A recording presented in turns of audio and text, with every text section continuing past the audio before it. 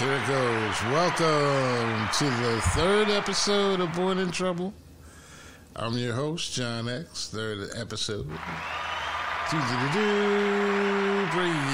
you the anger. And tonight I have with me my illustrious guest from New Jersey, Pennsylvania, by way of Florida, by way of Pennsylvania, by way of Colombia, by way of the world, Mr. Brooks with the good looks. How you doing? What it is, man, what it is. That's right. Good to be back. I purposely didn't call you that all week because I wanted to surprise you. And from Detroit, Michigan, my man, G. Land, Mr. Lancaster. What up, though? How you feel, bro? Feeling good. Not joining us again this evening is Mr. Gene Hopkins. We're going to give him a shout out anyway. What's happening, Gene? You're out. He's out. He's probably crying over what's going on right now with the school shooting. Elephant in the room. Let's just get right into it. 6 more people gone. 3 gone. 3 adults. 3 children in a private school. Another school shooting today. And this one was done by one Miss Audrey Hale, who... I'm sorry. I don't want to upset Miss Hale. She identifies as him or they. Miss Audrey Hale shot up a school today she used to attend as a child. Had 2 loaded assault rifles. Hopes and prayers. Tears. What do we got today, fellas? Do we have any gun reform in those pockets right now? Any gun reform? I'm calling BS. I'm calling BS on this one. Okay, why is that? I'm calling BS. On what part? I just something about this does not pass the smell test. Okay. Something about it does not pass the smell test. So, former student at the school, 28. They found, according to what little I've seen on say NANA, they found lots of documents at this person's house, drawings of the school and writings, whatever. I guess you call them manifestos. But this person shoots their way into the school. So, 2 assault-type rifles. Only 6 people go down.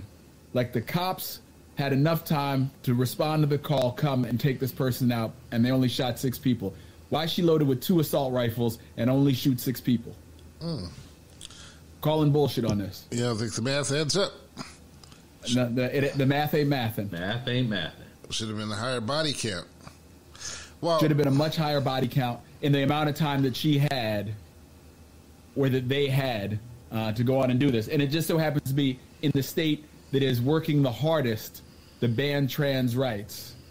Like, nobody's working harder than Tennessee to ban trans rights. And so, conveniently, they have a member of the trans community go crazy and kill some kids. Fuck out of here. We got one fuck out of here. Yeah. Grant? There's something about this I'm not feeling. I didn't even put that together, but that's an extra dope point. I'm not going to say I'm calling bullshit because people are dead. Right about that. You know, when I'm calling bullshit on, like, this might be, every once in a while they talk about, false flag events.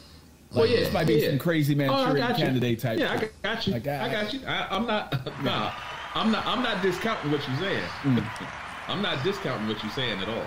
I'm just saying my initial instinct is not that, and not really knowing a whole bunch. I saw the blurb or whatever, but I was kind of the same mindset when I saw it. I heard assault rifle. I heard pistol. Assault rifles, plural. I heard pistol. You know what I mean? Like, when I heard that, I'm like, okay, 6 people. But then I said, okay, well, maybe it was targeted. You know what I'm saying? Maybe it was, but you're 28. Why you coming back? Yeah, why you targeting 8-year-olds? Unless they're like the 8-year-old kids of somebody who tormented somebody in high school. Like, it's got to be like ridiculous like that. Exactly. And that, because that's what I'm like, okay.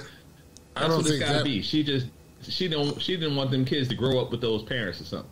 I was going to say I don't think that math works, but then I do remember we're in the state of Tennessee. So you figure if mom is 14, 15, Right. it's possible. Don't get mad Well, at no, me. she's 28. You know, it could have been 19 years old, 19, 20-year-olds having babies. Well, it is.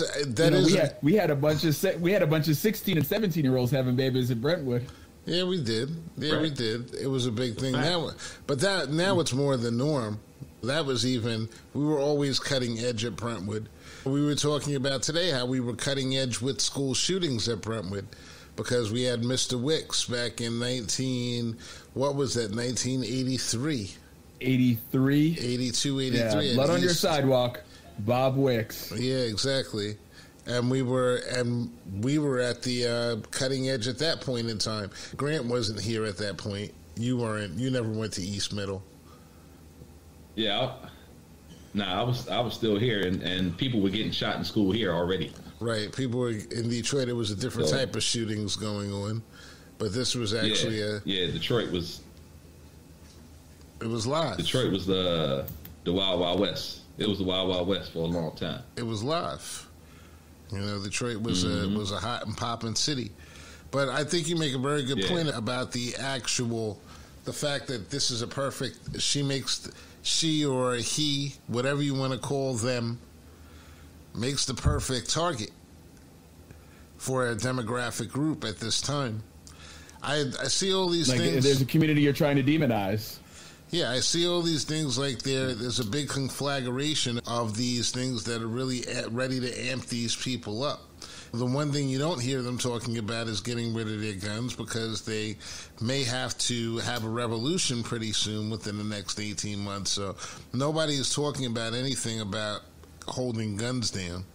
You can't pry guns away from people's hands right now. The timing is just not right. That conversation is probably about at least... let's just say at least 2 years away from even being able to have that conversation. That's how poorly we have dealt with this, like, in the society today. The chance for that is past, though. You know what I mean? Like, you had an opportunity when the pandemic was here.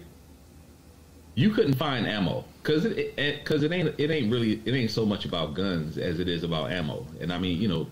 Who was it? Chris Rock said in a special. It ain't so much about the guns; it's about the bullets. You know what I'm saying? Like I got guns that I couldn't get bullets for. During like at the height of the pandemic, ammo was it was scarce, bro. You know what I mean? I mean, you always got people that hoard ammunition, but you know, for the average Joe like me that's just trying to get to the range, you know what I mean? Got a couple hundred rounds at the crib, but you know, that's a different ammo. You know what I mean? That's the protection ammo. You know, I'm gonna get to the range and try to shoot. Yeah, and you can't find it. You couldn't find it at the time.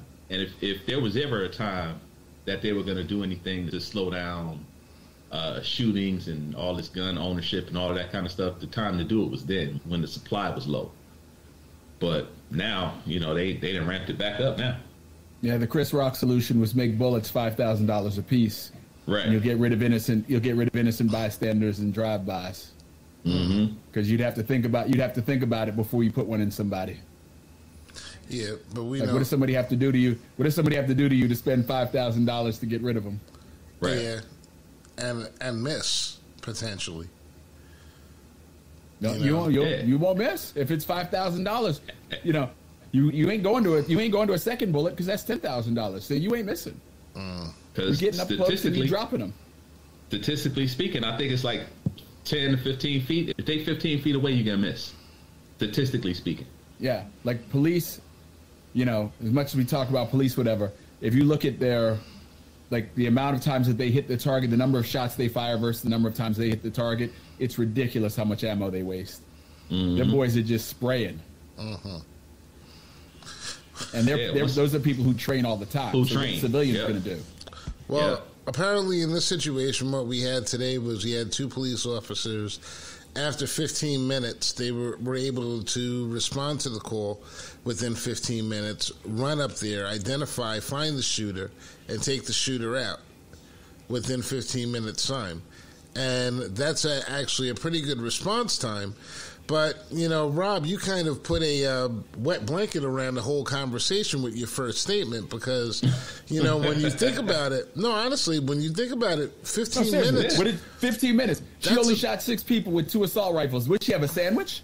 She had like peanut butter, bananas, and bacon, like in some tin foil. Like, oh shit, I forgot to eat my lunch. Right. Yeah. I would go to shoot you. Right. And you know, it's a shame. Beef jerky time. Right, exactly. Did she take scalps on each one? It's like it's crazy. There are the 15 minutes is like an eternity in a live shooter situation. It's an eternity. And you're the only one with the gun in the area. You only get 6 shots off. You know, maybe I don't know. Maybe it'll come out that there was a teacher there that was basically shooting off their 6-shooter and keeping her back a little bit to stop them. Maybe she wasn't the only gun on the premises. Is that a possibility as to why it took 15 minutes? It's all possible. Like I said, I think the most likely scenario is this was something that was targeted.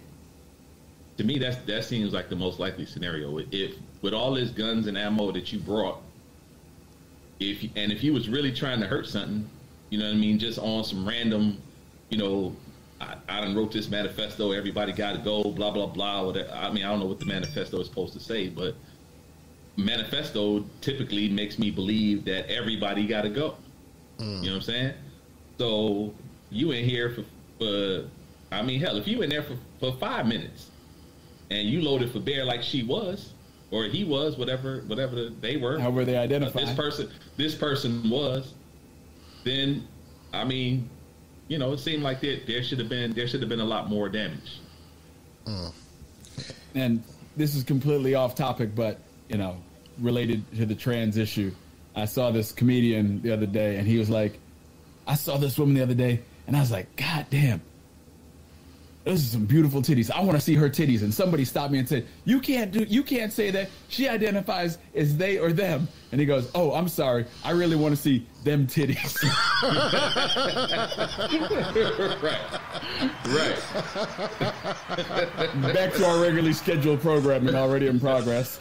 I mean, is that not a good thing? If we're going to be honest, is it not a good thing that we're treating all titties the same? You know, whether they be attached to they, them, he, or she, or I am all for titty equality. You know, so let's just bring that one, but just let everybody know right now and everything. If you mad at tatas, they're wonderful.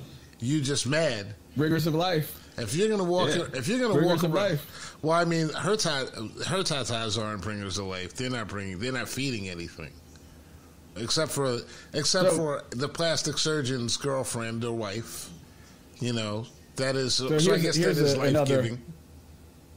Here's a further, even more random question. Clearly, you can tell I have not been getting sleep because I'm, way off focus. This should be enjoyable then. It should make it even more fun of a ride.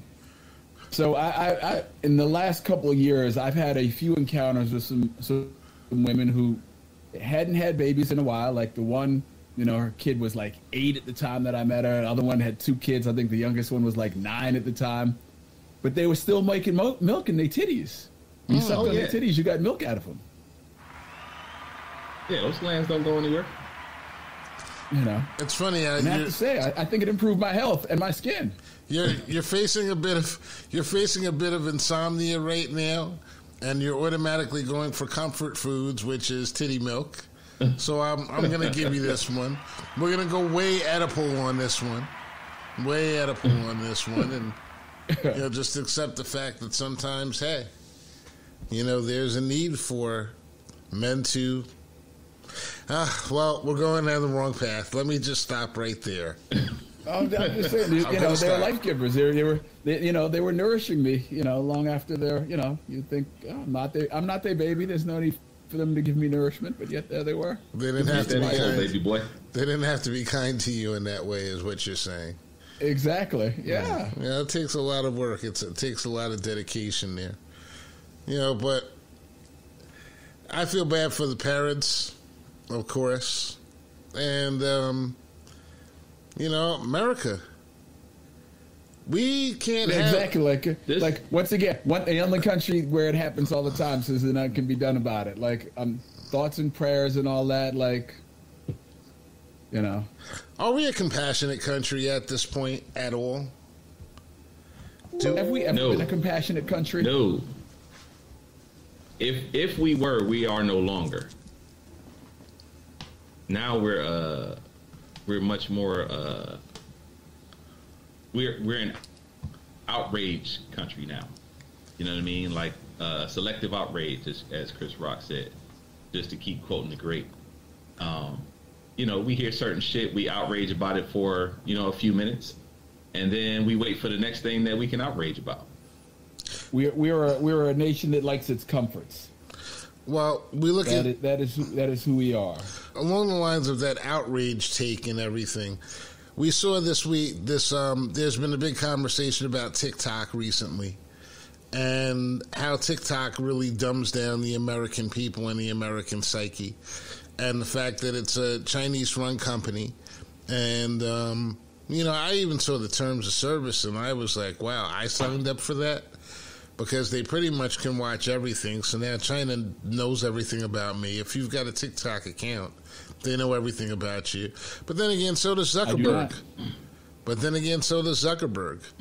If you really want to put a honest lid on it. So it's like we're not living in a world where privacy is something that's actually valued. As a matter of fact, it's something that it should be. These are things that people used to pay good money for marketing information, and now we just click it away with an I accept. At this point. People still pay good money for it. That's why all these companies, that's why everybody has an app now. Because they want, every time you download that app, you hand over everything to them. You do. That's why everybody's got an app now, instead of just the website. That's why everybody goes to the pain of creating an app. So they can get all that information, which they can then turn around and monetize. People are still paying a boatload for it. We just don't realize that we are feeding the beast, and we're giving our own personal privacy away to help feed the beast for comfort. Once again, for the comfort of the Chinese government, for the comfort of the way that they're better poised to market products to us in the future because of TikTok, and also they've got the added benefit of kind of allowing Americans to dumb themselves down. We have TikTok wars now. We have people spending more time trying to get people together to do dances together in unison on TikTok than to come together in unison on legislation. It's dangerous. But it came to me this week, I was like, really, our leaders allowed this to happen and allowed this company to come in here because it's all about the money. TikTok was able to pay their way into the United States market. That's what a free market economy is, correct? It allows all comers to come in and make money. And we allowed a conglomerate from China to actually come in and make money. People say, oh, well, the next guy is going to do better with it if the next guy is the last guy. But the last guy has been getting licensing agreements signed with China just in the past 2 weeks. Are we just too stupid to exist at this point? Is this country really going to make it? I mean, in the Bible, it's been foretold when people used to be afraid of God, used to fear God, God-fearing individuals, you read your Bibles. One of the things about the book of Revelation that was always pointed out is that the eagle doesn't exist. So what's the future of the United States of America? I mean, should it exist in the first place? That's another thing. I mean, is it supposed to exist? We're a country we're a country with identity issues, consistent identity issues for the past 300-400 years. What are we? That's a great question. What are we? We're a mixture of wanted and unwanted people. and everything is for money and nothing is for the people. And when that's the case, you get what you get. You know what I mean? So with society going the way that it's going, you know what I mean, where everything is okay. You talk about revelation in the last age. You can't tell.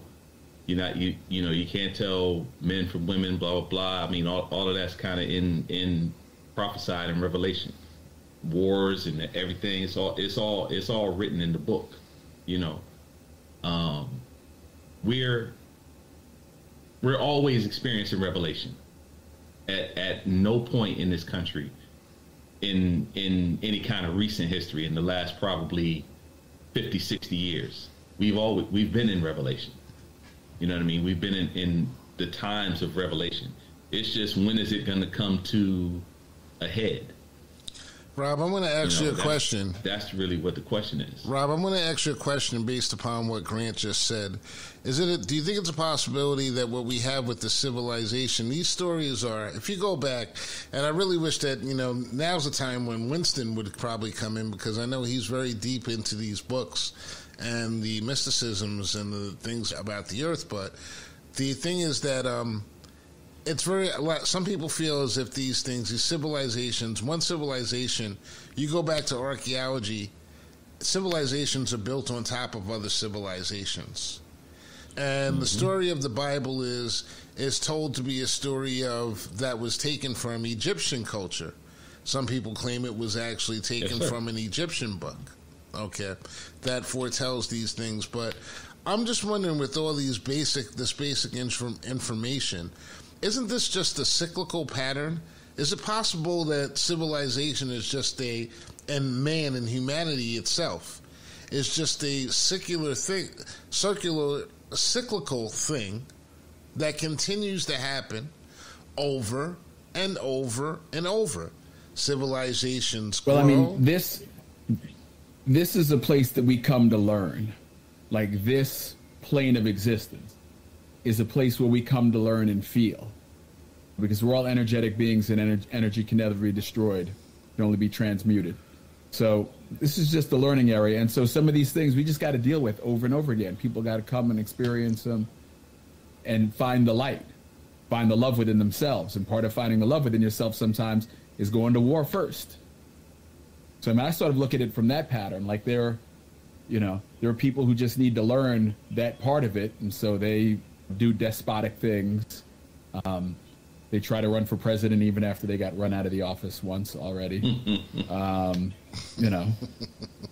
They talk about family values when they're married to the woman that they cheated on their second wife with whom they cheated on their first wife with. Things like that. Right. There's no along those lines of energy never dying. They say you have to meet people where they are. Right, so everybody comes into information at different times. So along those lines, if that energy never dies, if someone passes and that energy has not come into a certain knowledge, when they come back, they're gonna be right at that same place where they were. They got to pick up where they left off. Yeah, they got to pick up where they left off. So in that sense, to me that sounds like how the world gets to be worse. Relatively worse, because now you got people coming back, and some people are coming up to where that person who was on 25, if you just said, okay, it's from 0 to 100, and 100 is the optimal. So you got people that are coming back at 25, and you got people that are still coming up to 25. You know what I mean? So I can see it. I can see how the world gets worse in that scenario. I can definitely understand that. My personal point of view with a lot of these things is that we have like in this country, we have this thing called groupthink. And groupthink is what's ruling the world right now.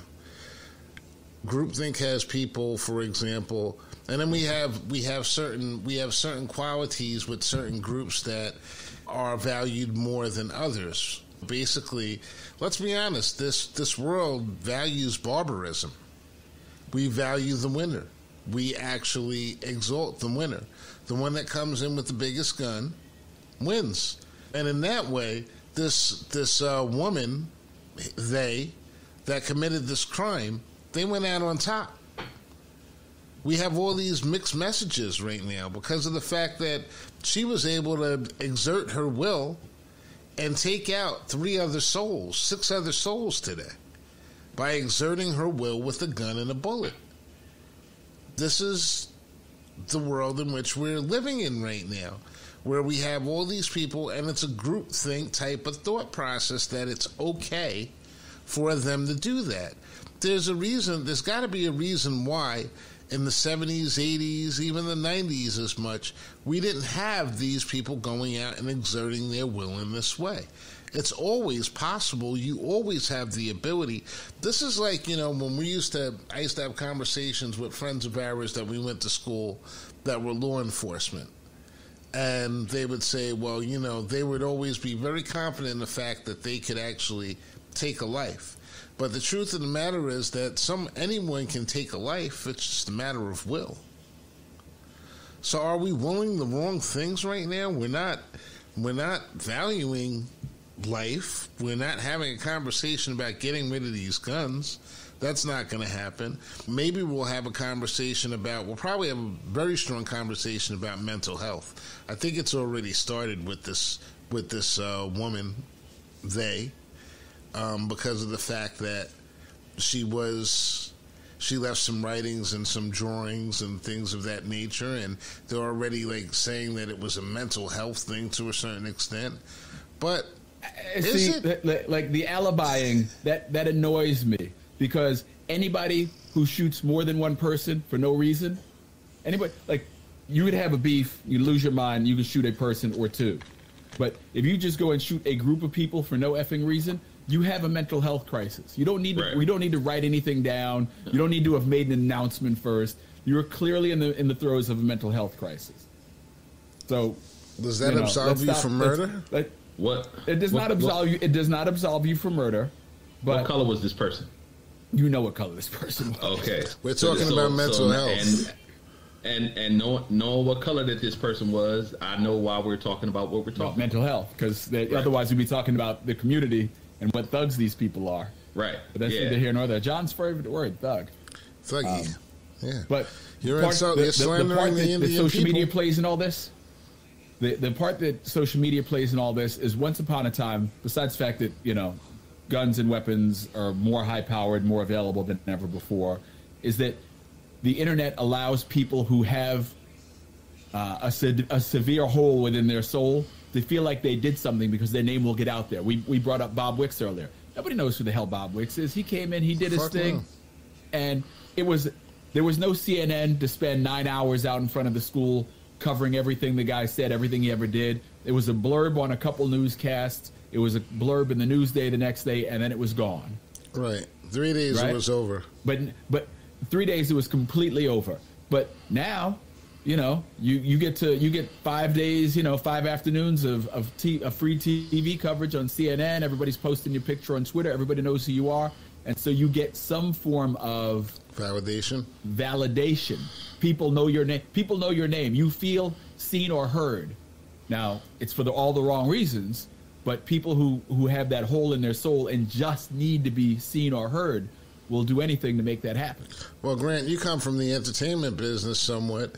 Is there such a thing as bad publicity? If we're being, absolutely. Well, this is the thought process that you're going up against. What are you trying to do? Yeah, what are you trying to do? Yeah, there's no bad press. That's the thing. What's the goal? Yeah. You know what I mean? Depending on what type of press you get, what's the goal? So ask.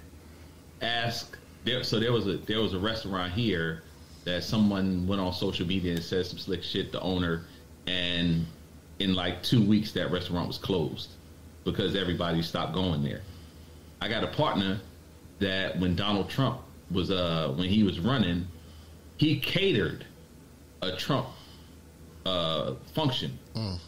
And his restaurant was closed in 2 weeks, just for catering. Yeah, you know what I mean. Now this is a brother that took money to do a job. and his shit was closed in like 2 weeks. So is there a such thing as bad publicity now? Yes. In the days, no. And the reason why is because this information cycle that we're in a cycle of constant information, 24 hours, 7 days a week, 365 days a year. This information is constantly rotating, and there's not enough information to fill up a 24-hour cycle, which is why you get 5 hours of coverage on a shooter. And you don't just get it the day that it happened.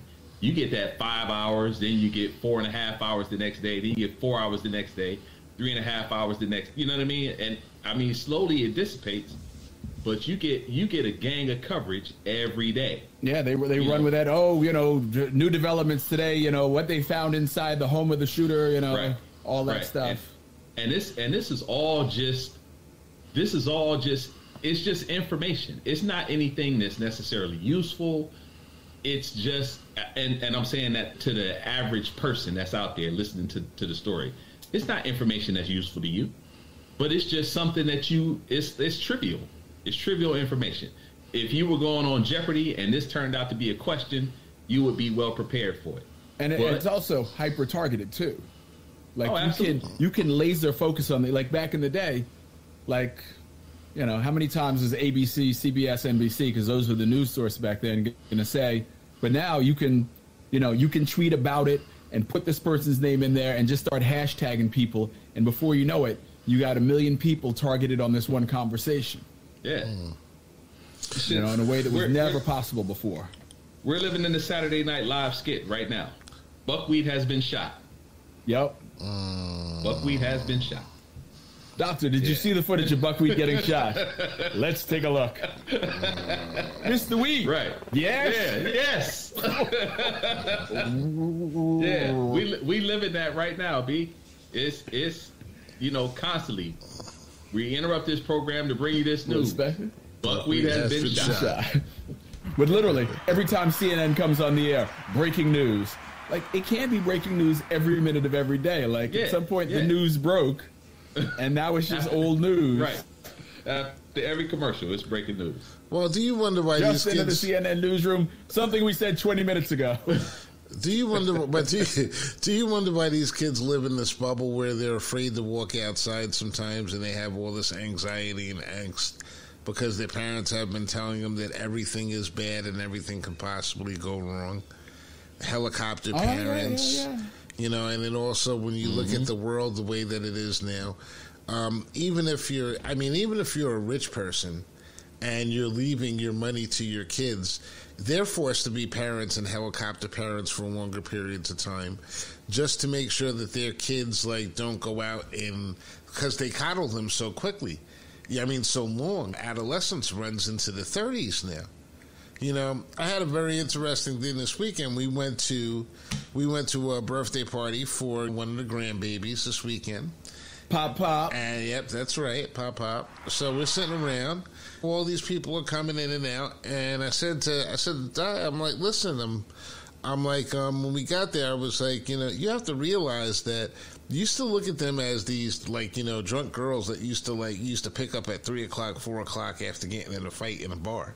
Because he actually used to do that for them. They used to all get down and go in there and they rough and tumble and all that shit. So that's some very Long Island shit right there. Very Long Island shit. Yeah.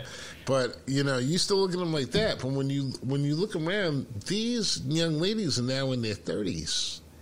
They're not young women any longer. They're women. They're almost old enough to make. They're almost old enough to make big mistakes. Yeah, and some of them have been on their own for longer periods of time than others. Others have been coddled a little bit differently, but they're all different than us. They're all different than us because a lot of people that when we were 32, these kids, our peers had 8 years, 10 years on the job, on different jobs. These kids at 32, a lot of them are still trying to figure it out. What's going on and how they're going to make their money and how do I want to even, home ownership is a bad thing. They don't even have the literacy because, like we say here all the time, they don't teach financial literacy. They're not teaching right from wrong. And, to bring it back, we're in a crisis in this country because we're looking at division coming back into the national stage with Donald Trump, all because of the fact that Alvin Bragg and what's her name? Who's the Attorney General? Letitia James. Letitia James. Sorry about that, sister. But because they've decided that no matter what happens, the law has to be upheld and right has to be right. And really, honestly, most people in this country should be feeling that way. You shouldn't be doing it. I was watching something and they were saying, and I mentioned this because we try to avoid that guy on this show, because I feel like if you're talking about him a lot, you're really doing him a plug. You're giving him a big favor by even having the conversation. Well, he's definitely in the say what you want, just spell my name right crew. Mm-hmm. Exactly. So it's like you are doing him a favor in that way. But when I sit here and I look at it and I'm like, the moral depravity that would have a country say, don't indict someone who broke so many of your laws because of the fact that at least 40% of the country may still want him back as president. And you don't want to amp them up because they're armed. That pretty much says it all. I mean, at this point, we're all armed, but it's the fear of having the fucking confrontation. And that's the way that we've been brought up in this country, where a lot of these kids were right now in their 20s. What do they say? Oh, I don't want to deal with it. I can't deal with it. I don't want to deal with it. So then what happens? Squeaky wheel gets what? The grease. The grease. Squeaky wheel gets the grease. So are we going to have more conflicts? Are we going to have more conflict conversations and handle some of these hard issues? Or are we just going to keep kicking the can down the road? I think that 2-4 years from now, you're looking at a time where one of the reasons why we have these old-ass people running for president is because the younger generation hasn't stepped up. And part of that is because they haven't been given the tools to step up. They haven't been given the moral lessons to step up. And now with everything pulled back, nobody's even pretending anymore like doing the right thing is the right thing. The right thing is making the most money. That is the right thing in every case. They are doing the right thing, though. But the right thing is whatever my decision of what the right thing is. You see what I'm saying? So every person is deciding what's right for themselves, and that's the phrase people always say is it's my truth. Well, no, it's not your truth. The truth is the truth. It's not yours. It's not mine. It just is what it is, right? But there's also when you say it's my truth, what you're saying is it's your opinion.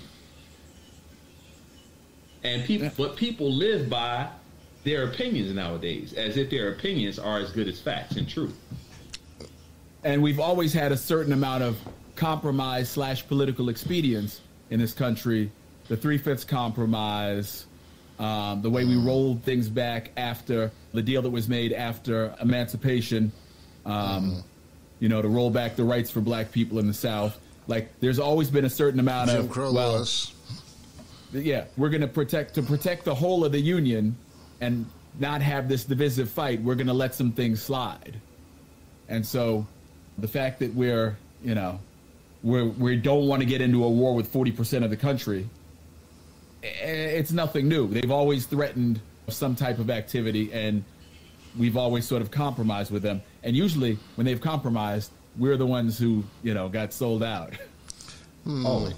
Well, that's the pie that's available, because nobody is going to complain about it. What was it I posted up this week? I saw the thing. Well, we complained about it, but they didn't listen. Yeah, they don't listen. It's like let's be honest, in the United States of America, one of the reasons why I've never been really enamored with the reparations conversation and fight is because it's just wholly unfeasible.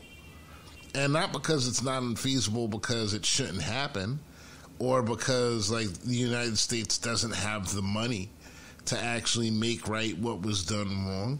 It's the simple fact that no white person in America is ever going to fully support the advancement of the black race on a whole.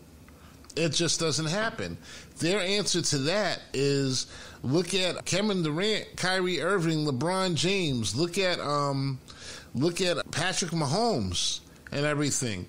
These guys got their part of the dream. That's your lane. Stay in your lane. And that's exactly what you're going to be. There's no money in that. There's no money in any other area for you except for in those areas.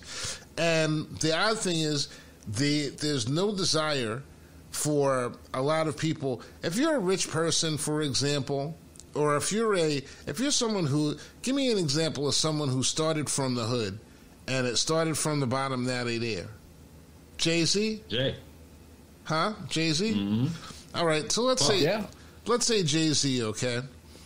Jay-Z has done a lot of different things as far as trying to help the black community in different areas, whether it's been right or wrong. He created the Bitcoin Academy, for example, at his at the Marcy Projects, for people. That didn't work out too well, obviously, pretty quickly. But he's done a lot of different other philanthropic things for the black community. But there are other cases where people would just honestly tell you that Jay-Z doesn't represent us because he's a billionaire. So at one point, when you achieve success as a black person, can you no longer promote yourself as being a voice for the black community?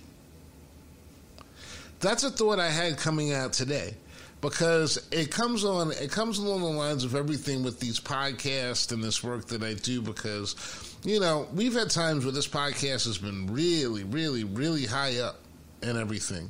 And I could have pushed it a little bit more and done a little bit more just to push us right over that edge. But then what comes down to me is like, in my soul and everything, and me personally, and you brothers know this about me, a lot of other people don't know this about me, but I have a problem with self-promotion. I've always had a problem with self-promotion. When I played basketball, I remember one of the days we were coming home from a tournament and we won the game, and Rob, you and some other guys that were on that team, my boys were kind of yelling at me in the car like, yo, you need to shoot more. You need to do X, Y, and Z. And I was like, my answer was, but we're winning. I didn't need that fucking pulpit. I needed everybody else to get involved so we could win games. Self-promotion is not something that I'm good at. It's not something that's ever going to be natural to me, which is odd despite the fact that we have this show. We have this show because I want to talk. I feel like what we say is viable. See, I look at them as being two separate things. Like, Jay has his experience. He grew up, and you can't take that away from him. He's always going to represent a certain black experience because that's his experience. Now, there's some other hustlers out here who are going to tell you he doesn't speak for them, but there's a certain group of people who always want our story to be, the project story. Right. Like, that's my point. Benefits certain people for our story to always be the project story. So I don't know if I can necessarily get down with that point of view. Like, I understand, like, sometimes, folks do lose touch. Bill Cosby is a good example. Bill Cosby started to fall on that, basically blaming the victim thing. Mm-hmm. For years, started holding black people, you got to pull your pants up, you got to talk a certain way, whatever. Like, okay, yeah, I hear you, Bill, except there ain't nobody teaching us that where we at, Right. There's a gap. There are other gaps here in this society that you're not addressing. You're just beating us up for being uneducated. Right. So yeah, that's his. But that's his part. But I think about it in terms of like, all right, let me put it in terms of like rappers. There's been a big push like these last like couple of months with TikTok. A lot of these old school rappers coming back and telling their stories has become popular news. And I was seeing like a comment about one of the rappers we know, I won't say who, but he was talking about how good of a deal he got. And then I read in the comments and everybody is like making associations like he got that deal because of other things and I won't say what. I'm not going to feed into that. You know what I'm saying? But they were saying it was because of possibly other things or things that you possibly would do in order to make that happen and everything. And I was like, it's like you can't get anything. You can't get anywhere on the surf without people trying to knock you down to a certain extent. But then at the same time, you know what I'm saying, how much does that person really represent the struggle? Not really that much at all. Because we all really represent our own. We're too busy trying to do the best that we can for ourselves. I mean, am I right with that? Right, but there is no the struggle. Yeah, you know what everybody's I mean. Struggle's a little different. Everybody's struggle is different. You see what I'm saying? So everybody's not going to relate to Jay. Everybody not going to relate to Big. Everybody not going to relate to Nas. Everybody not going to relate to Kendrick or Pat Mahomes or LeBron or whoever it is. But the key, you take what you can from somebody and you leave the rest, right? So like, I mean, I'm not a killer, right? But there's people. If you ever heard, I can't even remember the brother's name, but it's this YouTube dude, like this. He interviews these people like these mass murderers, and there was this Crip Crip of Blood, I can't remember, that he interviewed, and this dude was telling the story of how he got shot and blah blah blah blah blah.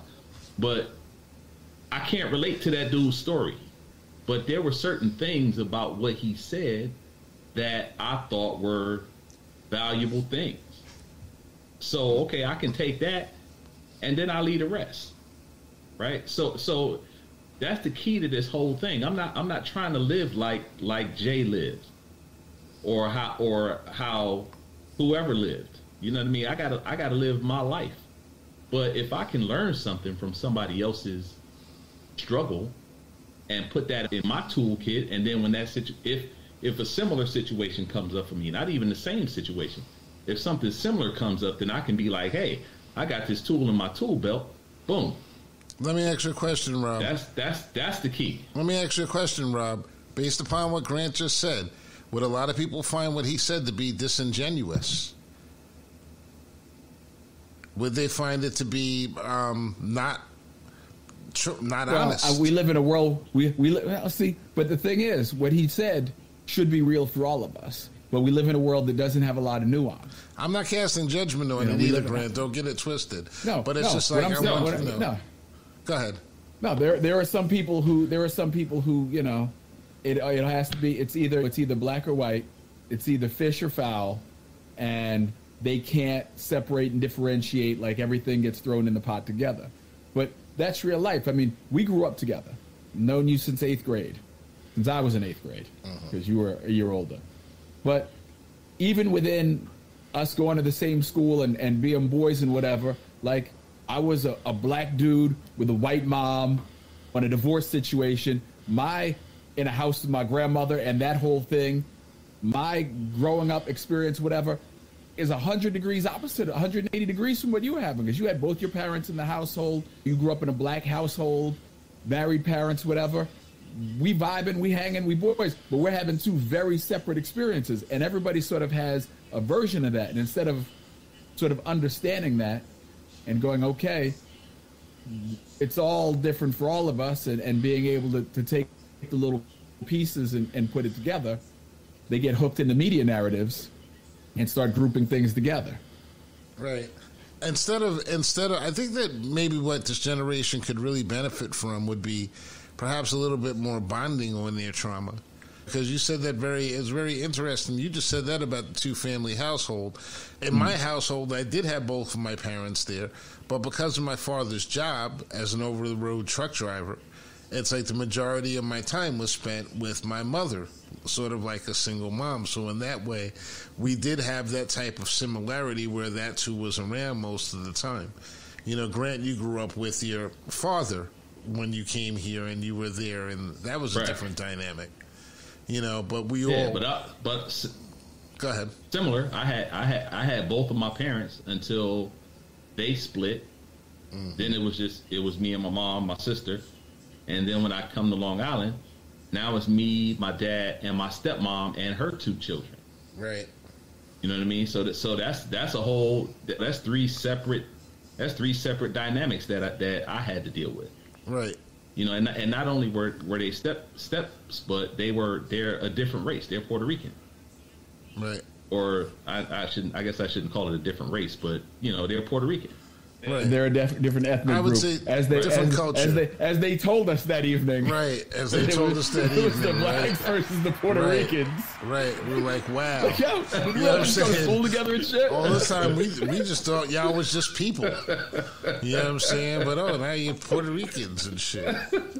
That was the day I had to start paying. Lord. Was that the day I had to start paying more for my plates at the Luncheonera or what? You know what I'm saying? We all the same. You know, and that's another like good point. It's interesting you bring that up, and I look at all these the problems of the world today, and you know we're gonna get ready to wrap this up pretty soon because you know we've done a good job of keeping us under an hour for the first couple of shows, so we're gonna try to keep this trend going here. But one of the things that I thought about was that until all these things, when you read, if it was a black guy, if it was a white guy, if it was this and that and this, if people would just stop looking at things in terms of lenses of race and everything, you'd probably be less stressed with most of the things that are going on. If you just look at a situation as